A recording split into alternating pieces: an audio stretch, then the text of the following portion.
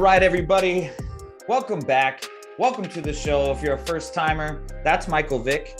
I'm David Anderson. This is week 7 for us. We are vested. We are vets. We are back. This is the Gaming Society football show where we break down the numbers for you in simple terms, but we talk ball and then we slowly relate it back to some gaming. And that's what I think my favorite thing is, to talk ball with Mike Vick, break down the week, break down what happened. And what happened, first and foremost, we would like to start with is our all-in bets, right? What are we most confident in? And our first time we did this, we were both undefeated. We came into the week undefeated. Now, last week I said my all-in was Kansas City -6.5. I won. Mike went with Denver to beat Oakland. Oh, not Oakland, Vegas, because of all the turmoil going in Vegas, and they turned it around and rallied. What do you got to say about all-in bet? I mean, I didn't see it coming. I thought you were right.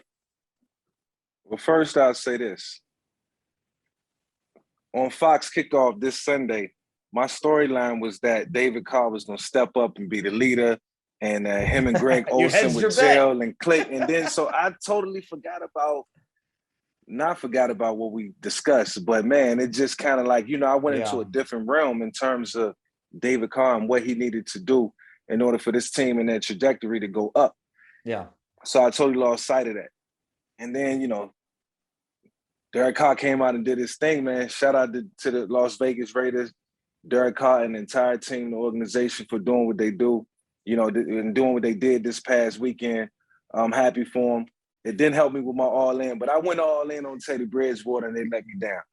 You know what? I think it's funny because those types of things, you'll either be you'll be 100% correct or 0% correct, right? Right. Sometimes Absolutely. when you take a pick, like you almost won, it's like the team rallied around the situation. The team probably simplified the playbook. The quarterback played well. They all gelled. The team probably came together. They might have had something on field. They communicated this stuff. I was really proud of Las Vegas for rallying around that situation. That could have gone a lot of ways. So you lost on the scoreboard, but maybe you won in the hearts of Vegas fans after no doubt. redeeming yourself on Fox. But our all-in bets will be at the end of the show. We always kind of listen to each other and then recap it with an all-in bet. So standings to date, Dave is 2-0, Mike 1-1. We'll get to that at the end of the week, but or at the end of the show. But I'm curious, who impressed you week 6?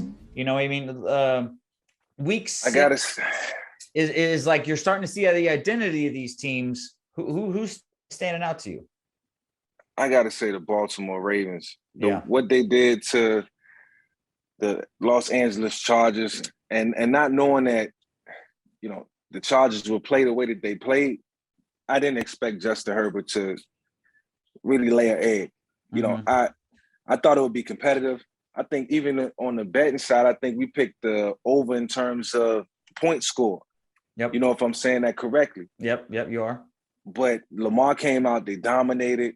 It was like the Ravens expected to win that game. The Chargers didn't expect to win.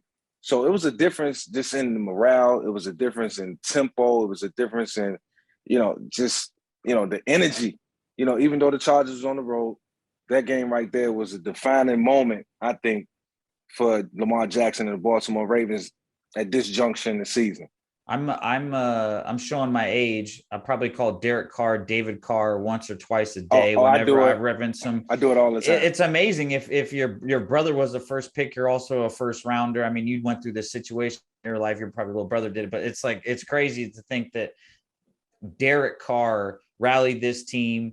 His brother's on NFL Network talking about him, breaking down the film. It's a cool thing for the family, but I'm really proud of what Las Vegas did. Derek Carr wise, in terms of the Ravens, I 100% was impressed with them. I think the team that actually showed up, I'm going to say the opposite of that team, the Chargers, because I didn't see that coming. I think I had them positioned. We were talking about them as Super Bowl contenders. We're talking about them. Hey, they're going to be out in front of everyone in the AFC West now with everything going on. We don't know what the Chiefs, what they're looking like. Chiefs go out, beat Washington football team after a lazy first half. Barely.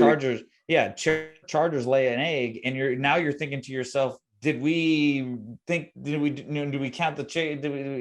Did we screw it up? Were we too soon on the Chargers? And you know what? It just goes to show you that You and I probably should know better. Now it's week 7. These teams' identity is starting to show. We got to slow roll it a little bit.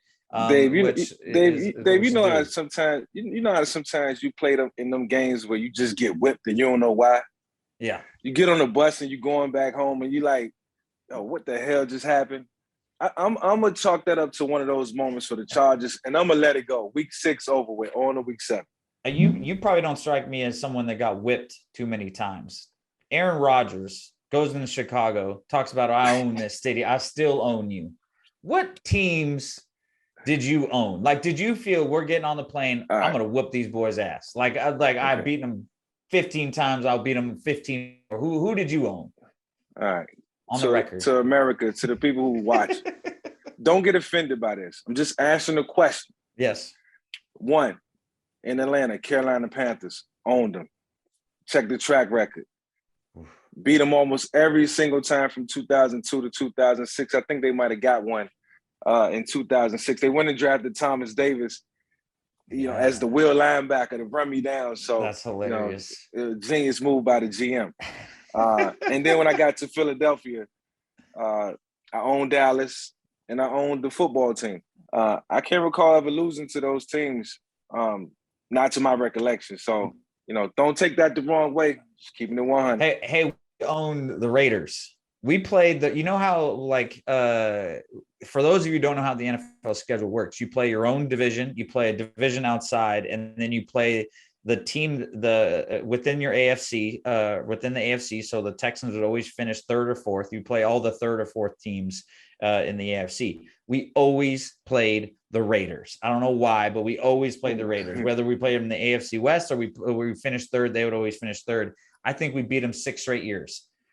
Like we own them, boys. Whether they're coming to Houston, we were going out to Oakland back in the day. We own the Raiders. Not many other teams, and we were owned by the Colts. The Colts owned us. I don't think I ever beat them.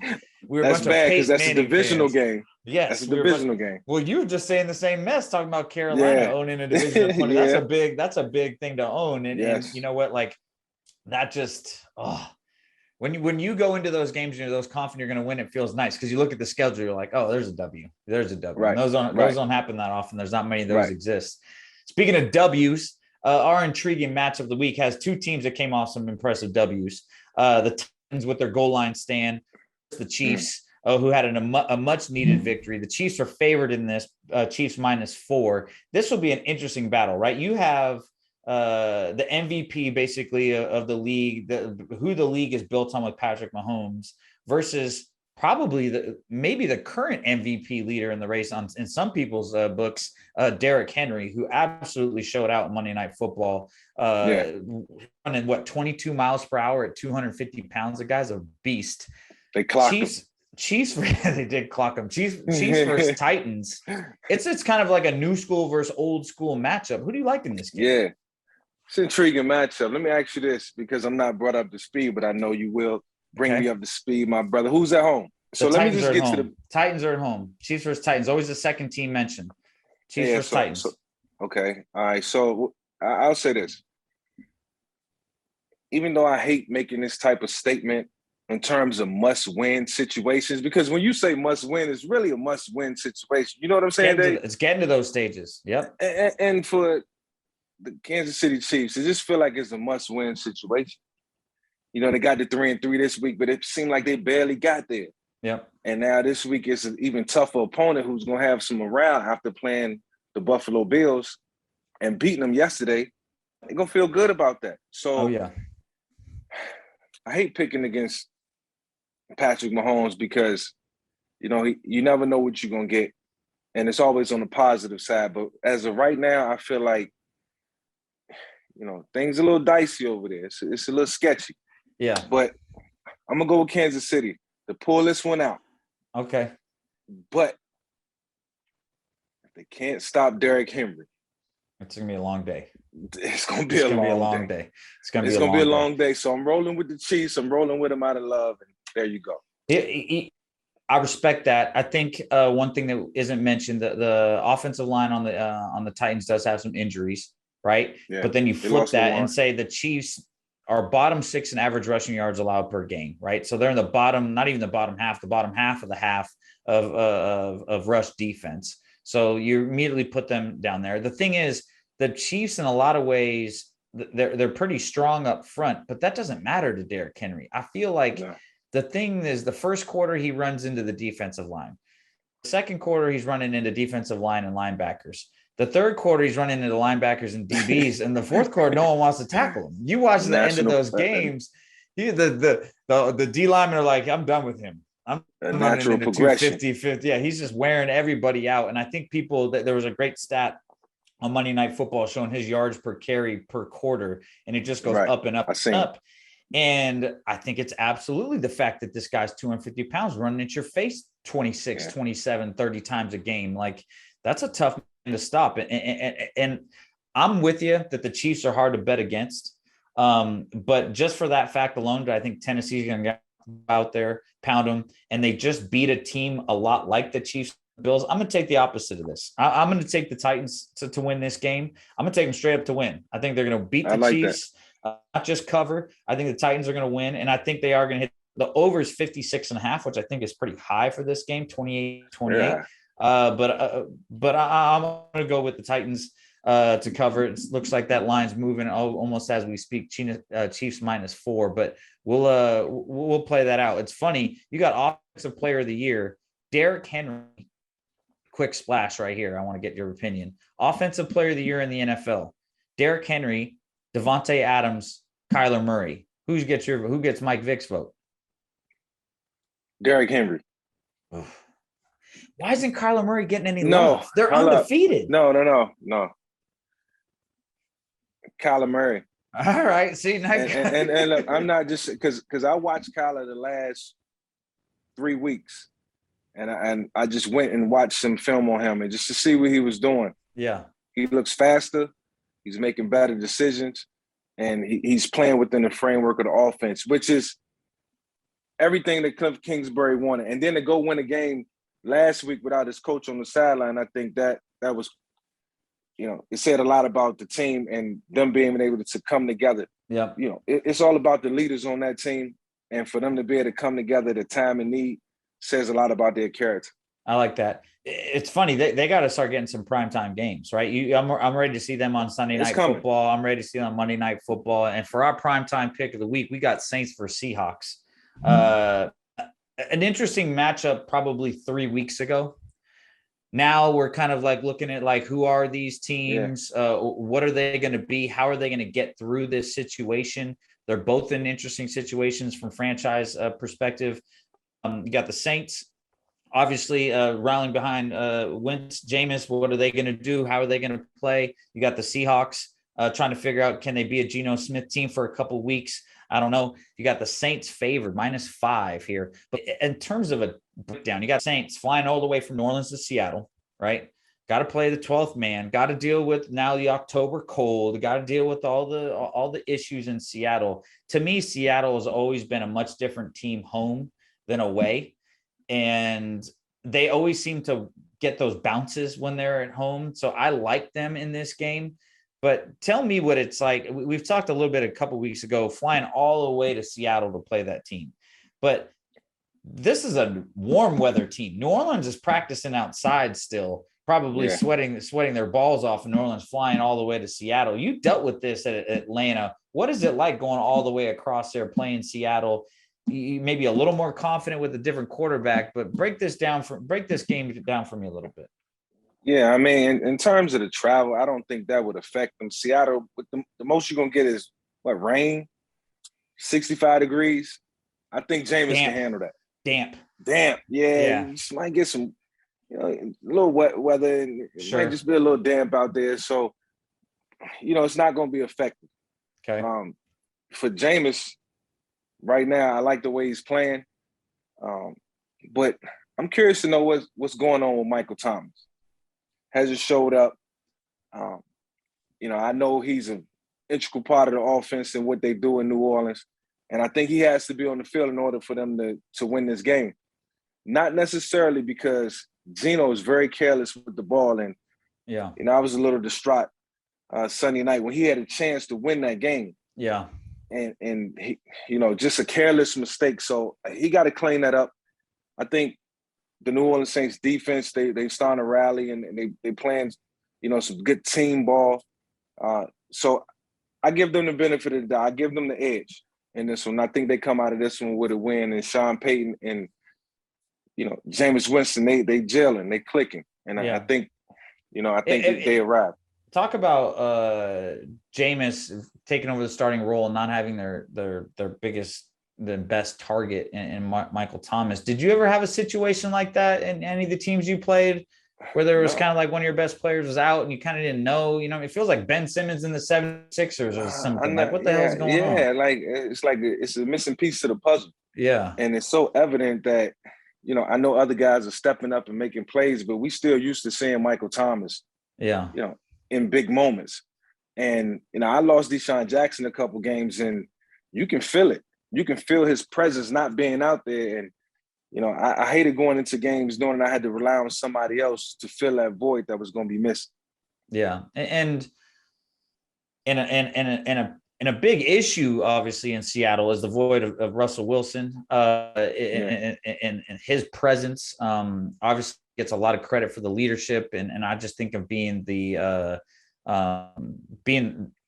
Pete Carroll just seemed really in sync in terms of what they want the team to do, what the values and the people and who they have on that Seattle team from a locker room and a on the field perspective, which is why I was always interested to hear about Pete Carroll reaching out to Cam Newton. You talk about a guy, Cam Newton, that for some reason or another, I don't know, I've never spoken to Cam Newton my entire life, seems to be polarizing.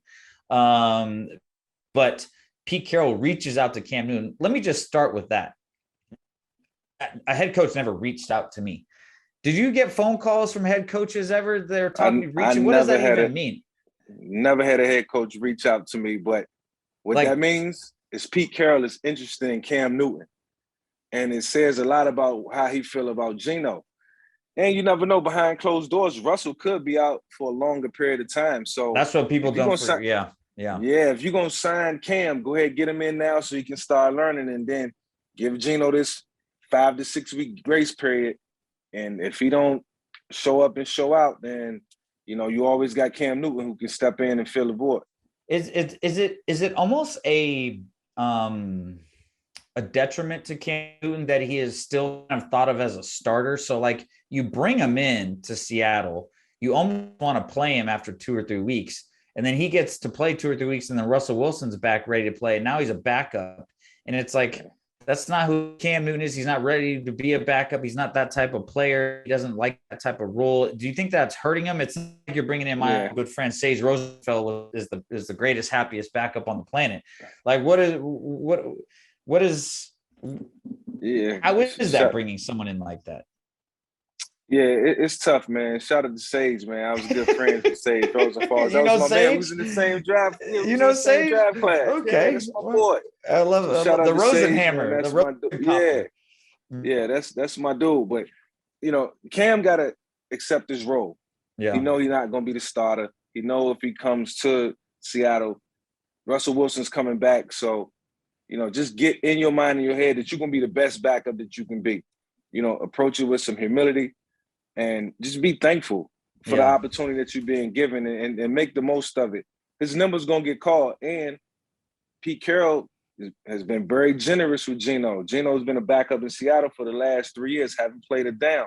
Yeah. Cam can make that his home for a couple years, and you never know. Have a couple good games, good preseason, and then move on to become a starter somewhere else. I think Jeb Putzier, I don't know if remember Jeb Putzier, was a tight end for the Broncos. He was with us for the Texans for a little bit. I got cut my second year and brought back like week 2. And it was tough for me to walk back in that locker room, like where I just got cut, and to come back. And I remember Jeb sat me down because I didn't have like the best first practice. And he's like, look, no one cares. You're not special. Right. This is professional football. You're out here. You got a spot in the locker room. You either make it happen now or you're gone forever. So get your ego out of the way and go play ball when they ask you to play ball. And I think like that was something that I passed on to other guys who had the similar situation, right? And like, it's not like Cam Newton listen to me in that situation, but there is a guy that can grab him and say something like that to Cam if he does come in. And I think he knows that. Interesting thing about Cam is they actually have odds on him on the next team. Seahawks, Texans, Dolphins, Steelers, Bengals, Washington football team, Cowboys, Giants, Colts, Panthers. So they got 10 different destinations for him. Panthers being the lowest on the lowest on the totem pole there. I don't think he'll ever go back to Carolina. Where do you think Cam lands if he lands this year? Cam will either land in Seattle, as we just spoke about, or he'll land with the football team. Yeah. Because they're about done with Taylor Heineke. I know he just got an endorsement with Heineken and all that. Look, man, it was a good look. It was a good look for 2 weeks, but they got to start winning some games to match with that defense because those guys playing lights out and they laying it all out in the line, but they're not getting the complimentary quarterback play that they need. That's a good way to put it. Well, you know what? That's speaking of complimentary quarterback play. Speaking of complimenting what's going on, right? And I think that's what's really interesting about the betting academy today and this week, right? Is when you notice something that's a little different and you see it week to week, you can take advantage of certain things in gambling. The one thing that's the most interesting is early money. All right, Mike. So I'm gonna teach you what early money is. You ready? Yeah, go ahead. It's the first bet out there, right? So what happens is they start a line. So just think about it. If remember I told back in the day, I was telling you about how lines adjust based on the amount of money going in, right? So early money gets in there. So let's say they post lines are going to get plus 12 versus the LA Rams, right? They get or the Rams are favored minus 12. All of a sudden, boom, all the money dumps on the Rams because everyone thinks they're going to win. That's called the early money. Boom, the line adjusts to minus 14. So that's the early money. So when people reference the early money, it's basically those initial bets posted and everyone adjusts. So a lot of people call that the sharp money because it's the smart people who are interested in betting. That means they're betting literally sometimes on Sunday night or Monday morning because after the game, they'll post the odds for the next week. So boom, the line's hit for the next week's game. These people are already betting on it. And so they're trying to get taking advantage. So sometimes when you'll listen to gamblers and you'll listen to people that bet on different things, they talk about, the early money came in on the Rams and then the late money came in on the Lions. It doesn't necessarily mean anyone's right or wrong. Sometimes, though, the sharp money is the better money to follow. And that's where was the early money pit. So if you're following something, it's pretty generally good to follow the early money. But right. That makes sense. That's the way you go. All right. So, Mike, every week we're introducing new different types of bets, new things that you can bet on for free here on the Gaming Society. Every week you can play the Gaming Society football game for free and win $7,000, after the Mr. Mike Vick. Answer 10 questions correctly to win the $7,000 or finish first, and you're guaranteed a prize. I did not do that well last week. I don't know how well you did, Mike, but I didn't finish first or get all 10 correctly. I was pretty bad, but all you need to do is answer questions like this. So we're going to first put Mike Vick on the spot. How many rushing yards will Kyler Murray have this week? 0 to 15, 15 to 25, 26 to 35, 35 to 50, or 51 plus. This is where they give you 5 options. It should be 0 to 25 to 25 5 plus. options. I'm going to say 35 to 50 for sure. All right. See, I was like 26 to 35. Interesting. Yeah. He's averaging 19.3 rushing yards a game. But this is what we talked about last week. It's really hard to predict how many yards guys like this, probably guys like yourself, get because you probably only have 25 yards predicted and that like, we're going to call a draw here. We're going to call a sweep. All it takes is for the offensive line to come and not to play. And all of a sudden he's running for 100 yards. But those guys lose focus, then you gotta skate. But here's one thing that I find most interesting about Kyler Murray. Last year, he ran for 819 yards in 16 games, right? He was running all over the place, running his face off, trying to make things happen. This year, he's on pace for 328 yards. So he's settling down. He's picking his spots. He's doing a lot of that stuff that you always talk about, gaining maturity, understanding when to go, where to go. I think that's why he's having a lot of success, right? I mean, Dave, he got an arsenal. Yeah. I mean, he got Rondale Moore. He got Kristen Kirk. He got A.J. Green. He got DeAndre Hopkins. And Edmonds behind him. Like, he got weapons. Yeah. So he don't have to run no more. Those guys going to catch the ball, get open. And that Rondale Moore, he's a good football player, man. He's solid. Yeah. Speed to power, solid. Yeah. All right. Next question for Mike Vick. Will Lamar Jackson have a single runner pass of 35 yards or more this week? He's struggling with the deep ball. He's struggling with the long run. What do you think? No, Bengals playing tough, so I say no. I'm glad you asked who it was, because that kind of changes my mind. Yeah, as soon as Bengals playing tough right now. They playing good football, so I don't see. If you throw this, Lamar busting one. If you throw this out against anybody, I would say yes. So I'm going to stick with yes. At first, I didn't care. Yeah, that's fair. I didn't care who, but yeah, I'm gonna go with that. I'm gonna say yes, but I think we'll see. But just like that, you answer those questions every week. Play the Game Society football game for free with a chance to win $7,000. Answer questions like that with me and Mike Vick will be playing. And if I win, I'm taking the money. I'm just, I'm not giving it back to charity. I'm taking that $7,000. So that's no worries about that. But I'm building a new house. That's not fantasy money. That is real money. But we are going to talk fantasy football. We always like to slowly close down the show with our fantasy football. Now, I have to sadly, I had my first loss this week or last week. Paul Pierce gave me a loss. It was sad. You lost to Paul? Yeah, I lost to Paul. You lost to Paul? I lost to Paul. I didn't start it. I mistakenly didn't start Ertz, and I had an issue, and that was a problem. But that's sad. But you can do me a favor. You play KG this week. I need you to beat KG. And I got Lewis. So we got a big week 7 matchup. It's a big week. Dave Anderson versus Ray Lewis. I'm 5-1. I think you're 3-3 playing 3 KG. and 3, playing KG. So set your rosters, get it straight. I'm playing the worst manager in Ray Lewis. I'm hoping he doesn't set his roster, and I'm going to be all over him in the chat room because I don't think Ray been paying attention to what's going on. But KG got best manager and is also 5-1. So he's technically a leader going into halfway of the season here. He's got more points than me, so you better watch out, Vic. KG's I ain't scared. I tell you that. Football. I see him and Paul Pierce posting all these pictures on Sunday. Yeah, Paul having a good time, man, because he's whipping everybody. This is hilarious. It's only right. The fantasy football league, though, is one of my favorite things on the planet right now. So a good app, a good sleeper app. I love going to my phone, checking to see, what's going on in every statistical category, and if I'm winning. They got all the little animated and the cartoons on that thing. It's kind of fun. Yeah, it's pretty cool. I like that. But we always like to end this show. We start the show with the all in. We end the show with all in. All in, what is the bet we feel most confident about, right? If I'm listening to myself talk to Mike Vick this week, we're breaking down quarterback play. We broke down the Chiefs versus Titans. We broke down the Saints versus the Seahawks.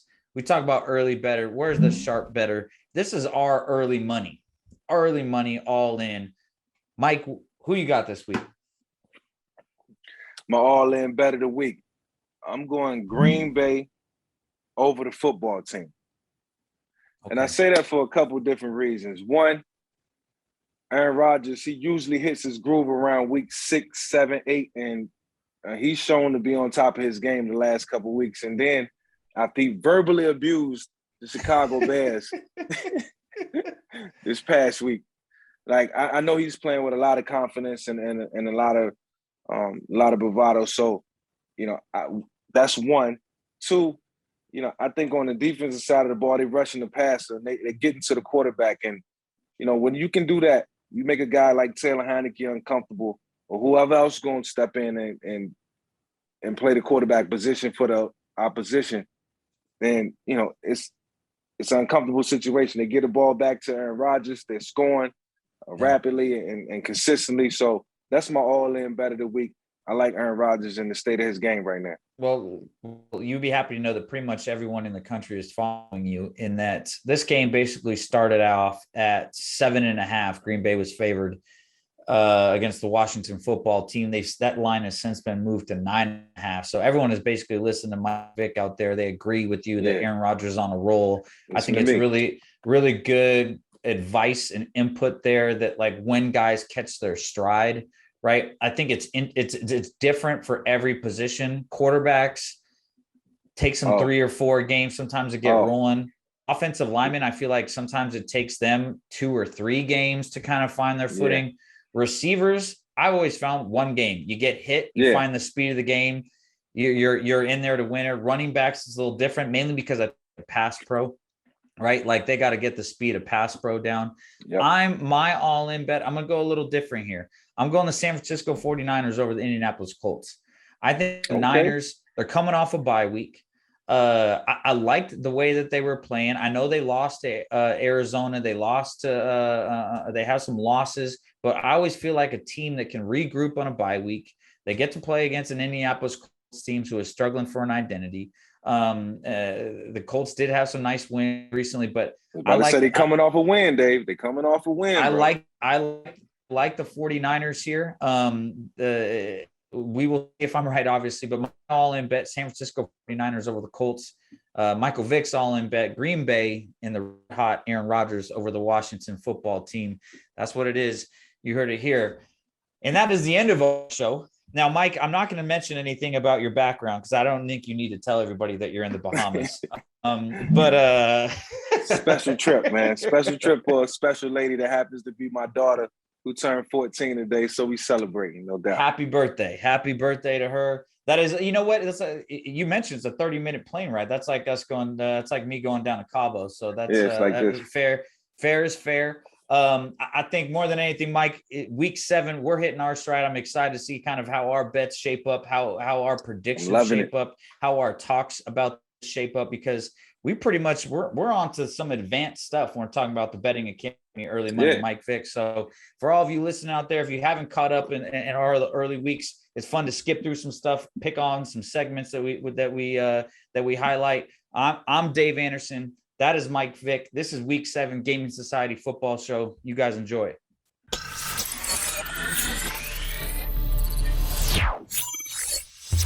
Make sure to sign up and subscribe at thegamingsociety.com and hit that follow button at The Gaming Society on all social platforms.